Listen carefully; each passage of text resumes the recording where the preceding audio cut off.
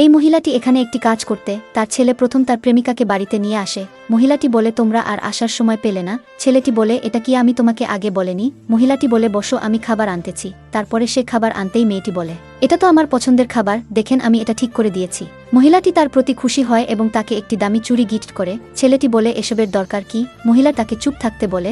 পরের দিন তারা একসাথে মজা করতে তাদের প্রতিবেশী বলে, তোমাদের মতো জঘন্য মানুষ কোথাও দেখেনি, যে বিয়ের আগেই বৌমাকে বাড়িতে রেখেছে। মহিলাটি তখন রেগে তাকে বলে, তোমার সমস্যা কি? এই বলে তারা তাকে বাড়ি থেকে তাড়িয়ে দেয়। রাতের বেলা মেয়েটি তার শ্বশুরের কথা জিজ্ঞেস করলে সে বলে, আমি তাকে চাকরিতে পাঠিয়ে দিয়েছি, সে আমায় খুব বিরক্ত করে। তা আমার ছেলেও কি তোমায় বিরক্ত করে?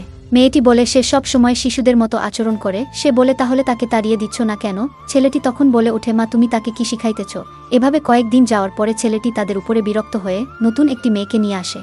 মেয়েটি বাড়িতে আসতেই তাদের খাবার দেখে তাদের দলে চলে যায়। ছেলেটি তখন বলে, আরে আমি এখন কোথায় যাব? এই বলে কান্না করতে শুরু করে।